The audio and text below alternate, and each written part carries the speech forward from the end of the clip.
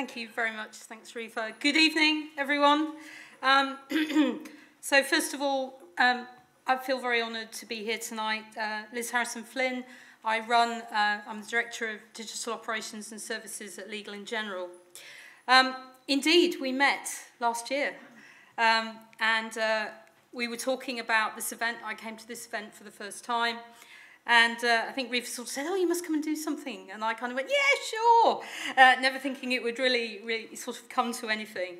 But here we are. So officially, this is me, and this is what I do. And many of my team are here tonight, so I can't lie. I have to tell the truth. One of the things I'm really worried about is I talk too much. And so there are going to be people waving at me very soon saying you've only got a few minutes left. So I apologise if I rush a little bit on some of the things I want to say. I've kind of dotted a few key kind of quotes which mean something to me that might mean something to you. But let's start with one. This is Plato. Some of you know he was a Greek philosopher, lived 427 BC or something ridiculous like that. But I just thought this particular quote summed up the very short story that I'm going to talk to you about this evening. So the beginning is the most important part of the work. And hopefully this will play out in some of the stories I'm going to tell you this evening. But what I am going to share with you, you've probably heard before. You've probably read it somewhere. But what I'm going to do is I'm going to share the highs and lows of my career. I'm probably the oldest presenter here tonight, so it goes on a bit longer. But hopefully it will be of some interest to you.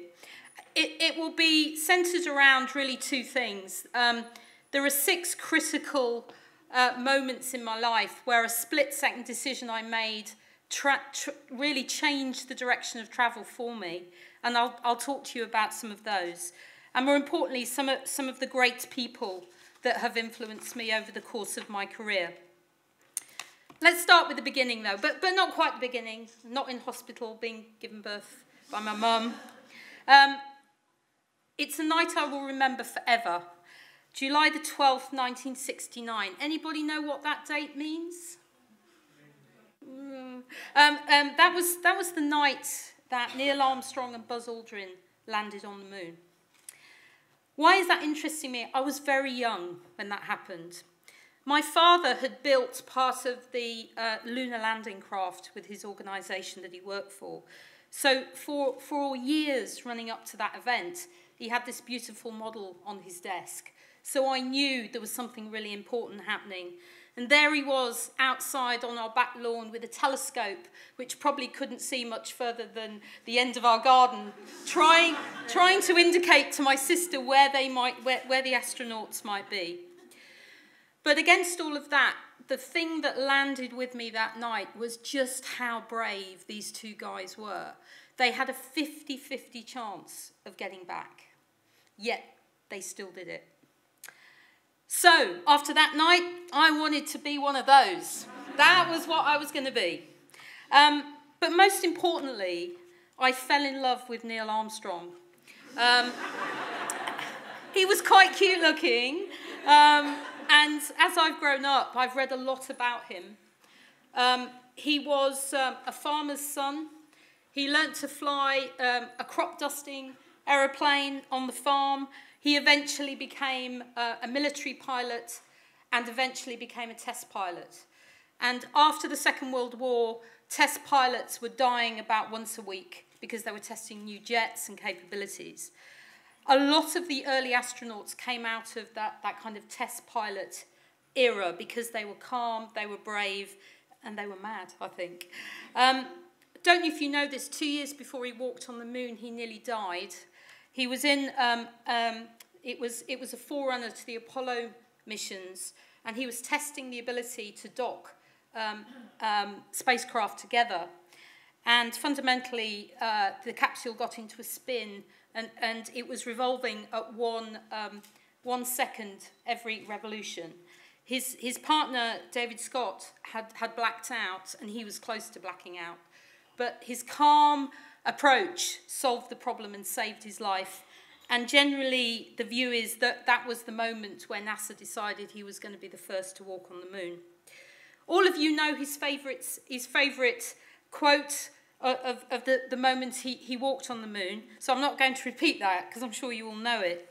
I read his biography, and there was a quote in that biography which I think is amazing, and I just want to share that with you.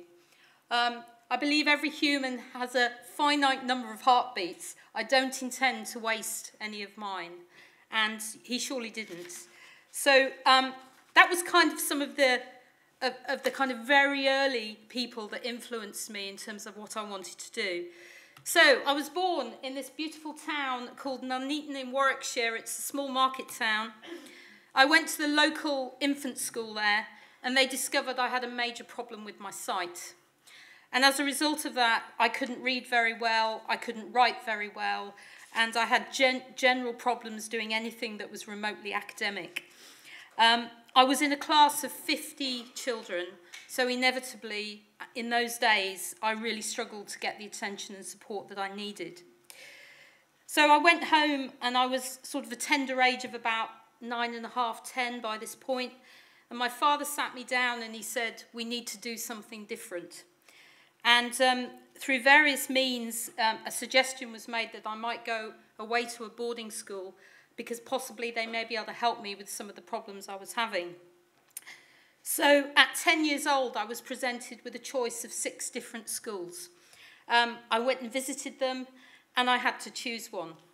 And the one I chose was one in a beautiful part of the world called Malvern, particularly in West Malvern. And you might look at that and go, oh, I can understand why you chose that, because it's a beautiful place and a beautiful school. I chose it because we wore these great boaters. And I just thought they're really cool, and I'm going to wear one of those. But this was kind of the first kind of big decision or split-second decision I needed to make. And I chose Malvern. But what changed for me, which was really important, was I'd struggled with all this academic stuff. And I went to that school, and what they did was they found the things that I was good at. They inspired me to develop in the things I was good at. I'd played tennis, even with my bad eyesight, since I was 5. And I was a brilliant tennis player when I was 11. You can tell, can't you, right? Unfortunately, I stopped growing. I learnt the piano. My mother was an opera singer, so music was everywhere. So again, by the time I got here, I could play the piano brilliantly. So all those things I could do well, I was encouraged to do. There were 3 teachers, and we all know that our favourite teachers, don't we, that inspired us to go on and do things. My sports teacher, my music teacher, and my English teacher. And I want to call out my English teacher, who I could say at 11 years old was the first mentor I ever had. And she really helped me understand the direction of travel that I needed to go in. So I did all my O-levels and my A-levels, and against all the concerns I had when I was very young, I walked away with, I can't remember, 9 O-levels and 3 A-levels, and I did an HND in business studies because I needed to understand politics, law, economics, and accountancy, because my father said, you're not going to be a musician because you'll earn no money, you're going into business. So at that moment, I had to make my next really big decision. My next big decision was university. I had a place. I was going to go and read law. I'd been offered a full-time job in a legal practice. I'd also fallen in love. And I didn't hear that. So I had to make a choice of what I did next. Anyone have a clue what I might have done? So I ran away to London against all the advice of my parents and my friends. I had a little bit of savings, but I thought, I need to get a job. I need to earn some money. And we were going through a bit of a recession in those days. And so I opted to apply for some graduate schemes. My HND allowed me to do that. And I applied to Marks & Spencer's, WH Smith's, and the legal executive route. And I had to make a decision because I got offers from all 3. Anybody guess which one I went for? Smiths sold music, didn't they? You know, so it had to be WH Smith's. A lot of you will know them. I was there 16 years. A lot of you will know Smiths for what they are today. They were amazing when I joined them. They were market leaders in everything they did because the internet hadn't really started. The management development I got was second to none, and really is the core reason I'm standing on this stage tonight. Personal development, they dumped me in the Isle of Wight, gave me £1 and told me I had to get back to Oxford. That is factually accurate, and it took me 4 days. And anybody who wants to know the real story, I'm very happy to tell you later. I learnt about money, I learnt about P&Ls, I learnt about managing people, I learnt about customers. And I have to tell you that the experiences I got were amazing. I was there 16 years, and I thought, you know what, I probably need to think about what I do next, but I want to call out 2 people that inspired me at WH Smiths. My first manager, Jack Cox. He was an ex-sergeant major from the army. He led a group of soldiers on D-Day onto Normandy beaches. Can you imagine how he ran his store? The pursuit of perfection, leadership and inspiration. What a leader. What a great start for me.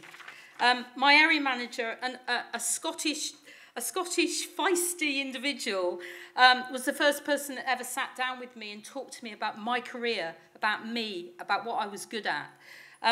He introduced me to this guy.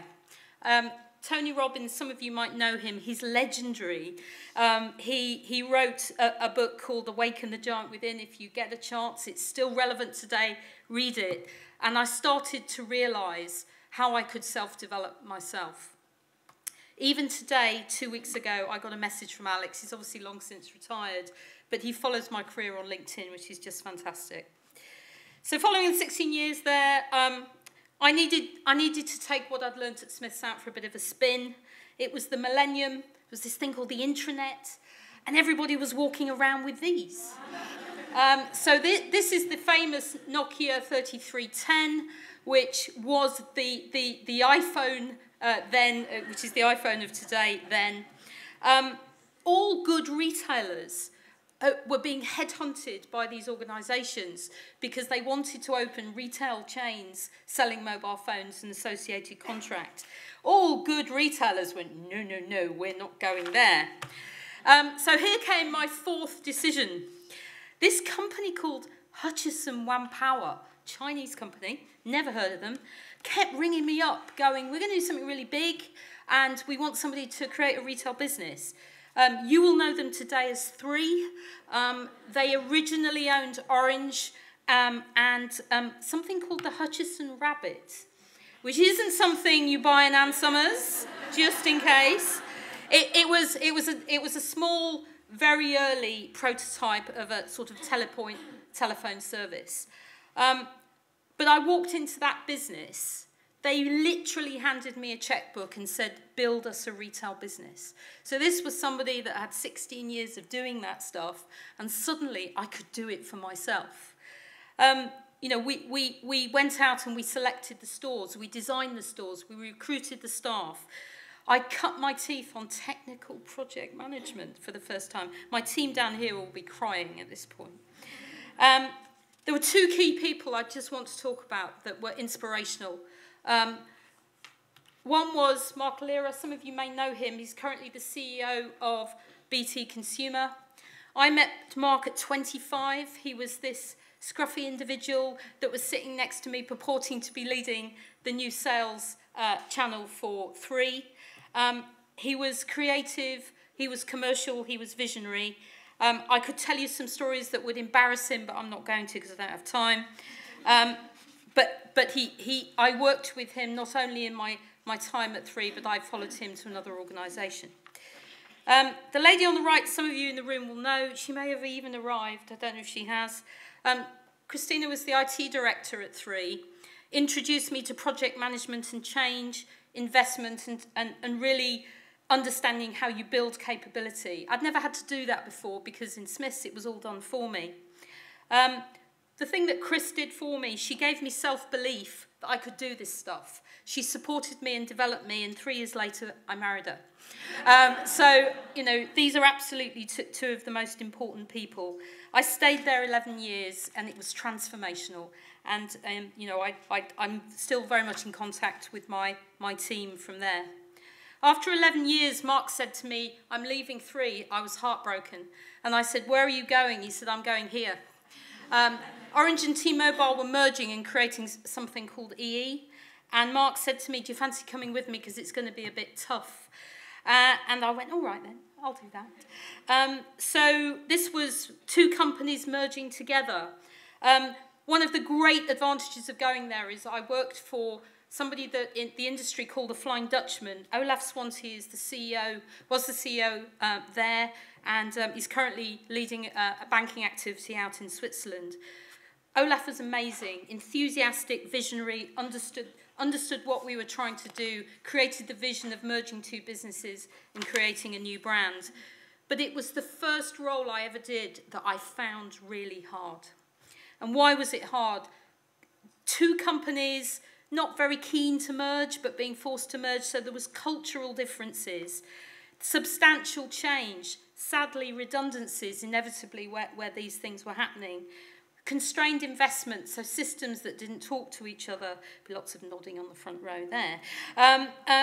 People were tripping over each other because there were 2 people doing everything.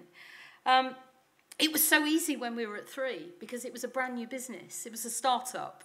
And I really, really struggled to find my role and my niche there. We had to be great leaders, we had to be focused, we had to plan. I think really the whole journey there taught me and prepared me for the journey that was about to come. So when BT bought EE, I left, and I decided to have 6 months off because it had been a fairly tough time. So there I was in my garden. The phone rang and somebody said, "Hi Liz, what are you doing?" We're doing this thing down in Hove with Legal & General, trying to create some kind of digital thing, and could you come and help us? And I wasn't doing anything else, so I thought, well, why not? And that was 3.5 years ago, and I'm still here. What did I walk into? A massively successful business. But a very diverse business. We sell lots of different things and we operate in a very siloed way. What we were trying to do from a digital perspective is try and glue some of this together. And that proved to be quite challenging. The problem was we had no burning platform. We had no reason to change. I'm not going to sort of insult you with references to Nokia and Apple or Blockbuster and Netflix, but these were some real challenges that the future we had to look at, or else we were going to have some problems. We started to work out that, you know, our millennials were going to be our future customers, yet we weren't engaging or talking to them digitally. We had some fairly basic digital journeys. We had an eclectic mix of activity going on our website. And my job was, with my team was to try and fix that. I needed to be brave. I needed to kind of find a way to glue this business together.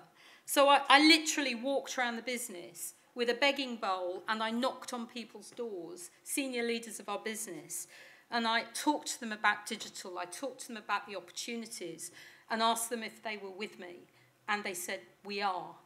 And it was hard, we had no vision, we had no support, we had no investment. So what we did was we worked with what we had. I discovered I had 15 people in my team who were really talented.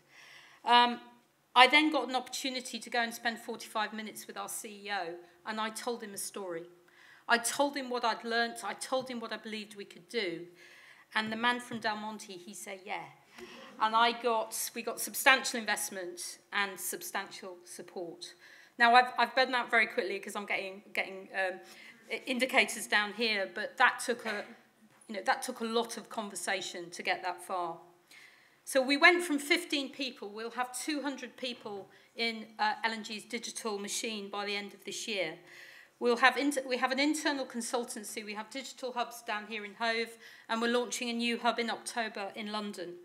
We create a full range of services, ideation, UX, analytics, development and ops, and many of my team are here tonight if you want to find out more. We started to talk to the business about things like hackathons and agile ways of working, and we started to recruit great talent into our business. It's been an interesting journey, and we are nearly there, and there's so much more that we want to do. I want to leave you with 4 messages, and I've raced through this because I'm very conscious of time. Collaboration, flexibility, behaviours, and the power of diversity are just things I would like you to think about and leave some thoughts with. Businesses, one of the biggest challenges, people own things, don't they? And you see an opportunity and you go, well, you can't touch that because you don't own it and it's something to do with you. Be brave. Go and talk to the person that owns it. Influence them to make changes, because the chances are they probably will. Build relationships. Talk to people, because that's, for me, is the only way you make real progress. Create a culture of learning. Let people fail. No finger pointing in my organisation, else I will have words. You know, I don't have all the answers. My team will claim I have none of them. But what we do is we collaboratively talk about issues and we collectively find the best answer. It takes a bit longer, but it's a much better result. Be flexible and open-minded. I was at a talk 2 days ago, and a guy from Google was talking about how easy it is as a leader. Somebody will come in with a great idea, and just by your body language, you will kill it dead. Be sensitive as leaders about how you develop and bring on some of those great ideas. Behaviours, I mean, we're all leaders, I'm sure, in this room tonight, but they are really important. Truly empower the people that work for you. Let them fail. If you recruit the right people, allow them to do what they do brilliantly. As a leader, be available to your team. Encourage and communicate with them. Thank them for what they're doing. And have lots of good fun on the way. And we certainly try to do that. I'm going to touch on diversity, and I know one of my colleagues is going to talk more about that later. But a balanced workforce is really important. Every other person we're employing in Hove at the moment is female. So we're getting that ratio much more balanced than we've had before. Allow the noisy people or the quiet people in your teams to have a voice, and calm the noisier ones down, because the quieter ones will often have some great ideas. Create flexible working, create amazing spaces to work in. So if you're interested in all that, come talk to us at Legal & General, because we have all these things. Recruit people that have the right behaviours, not just digital talent. Because we've got examples of people we've brought into the team that have no digital skills, but wonderful behaviours. I'm going to end, you'll be delighted to know, on just a small quote. A lady called Amber Gordon, she runs a website called Femmes Plan, and it's have a look at it. It's all about, it's for women, about women's issues and content, and it's a really safe place to go and share some thoughts. But I thought really her quote here sums up what I've been trying to talk about. Trust in yourself, believe that your voice matters, and know that your words are good enough. Thank you and good evening.